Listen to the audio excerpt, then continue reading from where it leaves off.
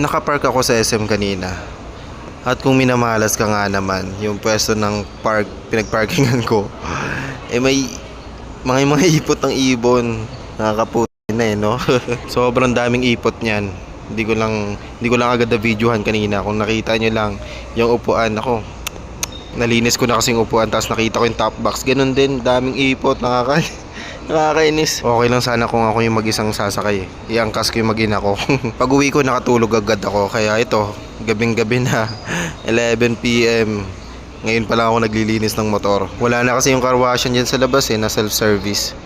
Kaya yan, ito pahirapan maglinis ng motor. Tanong ko lang, sino yung mga kinakatakutan mong kasabay sa kalsada? Si Mang Boy ba o mga e-bike driver? Para sa akin pareho Pareho nakakatakot. Ang hirap din kasi tansyahin yung mga driver ng e-bike ang hirap sabayan sa kalsada. Kaya ingat din lagi sa pagdadrive. At ingat din sa pag-overtake kapag nagmamadali, lalo na kapag ito yung kasabay mo. At kapag nasa kalsada, wag din tayo pa-cool kid. Kasi around high school nagda-drive na rin ako. Pa-cool kid din ako noon. Pero buti na lang hindi ako na-aksidente. May mga muntikan. Pero mabuti na lang hindi. Kasi mindset ko nung dati kapag nagda-drive, dapat mabilis. Kasi nga nagda-drive ka Yun ang nasa isip ko. Kaya pag nagda-drive, dapat mabilis. Para cool ka, para astig. Yung tipong apat kayo nakasakay sa motor tapos sobrang bilis pa yung drive. Overload na nga tapos mabilis pa. Pero mabuti na lang nalampasan ko yung mga panahon na yun na hindi ako na-aksidente. Pero akalain mo yun, kung kailan ako nag-iingat saka ako naka-aksidente. Pero mabuti na ang minor lang yung incident na nangyari.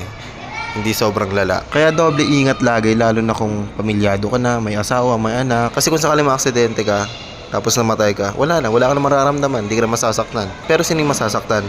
Yung mga taong naiwan mo. Sila yung masasaktan ng sobra. Kaya kung ako sa'yo, mag-iingat ka palagi. Magpasalamat ka kapag safe ka nakauwi sa bahay nyo. Parang pangalawang buhay mo na naman yan. Mas delikado kasi Mang Boy na bangga mo. Mang Boy, wag naman Mang Boy. At sa mga nag-i-e-bike, ingat-ingat din kayo sa pagdadrive. Huwag masyadong mabilis.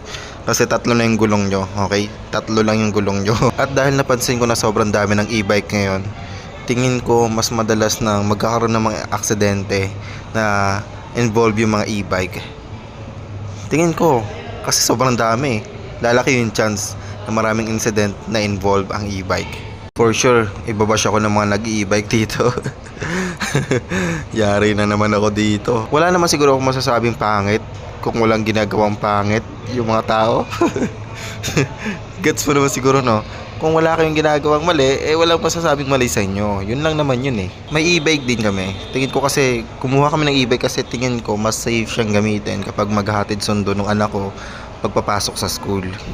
Kasi feeling ko mas safe yun kaysa pag motor yung gagamitin tapos hatid sundo dun sa anak ko. Actually, hindi lang si Mang Boy, e-bike, yung kinakatakutan ko sa kalsada. Hindi lang sila. Ang isa pang kinakatakutan ko, aso. Sobrang natatakot ako dyan Malayo pa lang, iniiwasan ko na yung nagmiminor na ako. Lalo na kapag sa mga probinsya ka nagdadrive. Yung mga aso kasi doon, hindi nakakulong. As in, alpas lang sila, walang tali. Nandun sa kalsada. Kaya isa yan dapat sa ingatan mo. Umiwas ka sa mga aso hanggat maaari. At oo nga pala, paalala ko lang, kapag nandyan ka sa kanan nakapwesto, tapos may sasakyan sa harapan mo, sa kaliwa mo, tapos blind spot, tapos nakita mo siya nagminor, ingat ka. Kasi baka may pinapatawid siya. Baka banggain mo yung pinapatawid niya.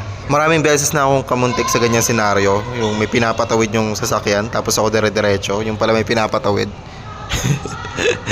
Kaya ingat kayo, basta na ako dyan nadala na ako kapag may nakita akong kotse biglang nagminor, biglang tumigil, alam kong may pinapatawid na yun, lilingon na ako sa kaliwa, sa kanan.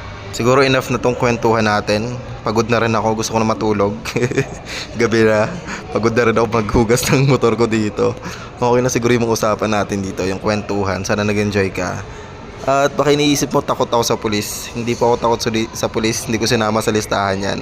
Si Mang Boy lang, e-bike, aso, saka yung pagpapatawid ng mga sasakyan, yung blind spot, yan yung kinakatakutan ko. Pero yung pulis, dapat hindi tayo matakot yan. Kakampi natin yan sa kalsada. Kakampi natin kahit saan yan, okay? Hindi kalaban ng pulis. Ang sarap din linisan yung motor, no? Tapos iniisip mo, ini-imagine mo ang magiging itsura ng motor mo after mo linisan, yung kintab, yung linis, ang sarap niyan tingnan. Pero dahil gabi na, hindi ko mapapakita kung anong magiging result nito na paglinis ko sa motor.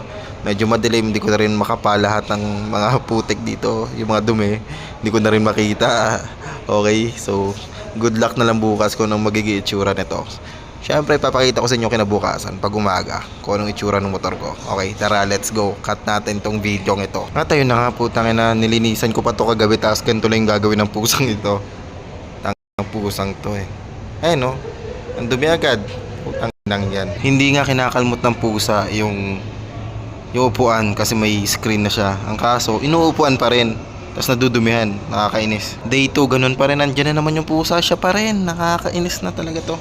Katayin ko na kaya to. Ato nga pala, baka naghahanap ka ng cover ng upuan ng motor mo, click mo na lang yung yellow basket dyan. Meron tayo dyan. Saka yung cover na net, meron din tayo dyan sa yellow basket. Ayun, dumi tuloy no. Pati yung top box, ang dumi. Inakyatan pa ng pusa. Lintik na pusang yan. Alam nyo guys, hindi ko na tinatakpan yung, hindi ko na kinakoveran tong motor ko para pag umulan, umalis yung pusa. Kasi ganyan, kulit ng pusa eh. Swerte naman ng pusa no. Kapag umulan, nandun pa rin siya, tapos may cover, hindi siya mababasa ng ulan. Swerte niya, kaya hindi ko na nilalagyan ng cover. Consequence nga lang ng hindi ko paglagay ng cover sa motor eh, ayan, mabilis madumihan. Ayan, yung may puno pa kasi ng ipil-ipil dyan, mabilis madumihan yung motor ko, malikabukan, nakakainis din. So yun lang guys, click mo na lang yung yellow basket dyan kung gusto mong bumili ng cover ng upuan ng motor mo, at saka yung net para sa anti-pusa, para hindi na kalmot-kalmutin ang pusa. At sinamahan ko rin dyan ng Usagi chest bag. Baka gusto mo mag-vlog, pwedeng lagyan kasi ng smartphone yan dyan. Pwede ka na makapag-vlog dyan sa chest bag na yan. Okay, click mo na lang yung yellow basket, check out mo na yan. Yun lang naman sa video ito, peace out. Ay wait lang pala, follow mo na rin pala ako dito. Tapos check mo yung category dyan ng essential. Panoorin mo yung mga videos ko dyan. Baka sakali may mga product na magustuhan dyan. Nandyan na rin yung chest bag, yung pang cover sa motor. May pang spray din tayo sa bibig. May inhaler din dyan, pang razor, electric razor, meron dyan. Check mo na lang yung mga videos ko dyan. Yun lang naman sa video ito, peace out.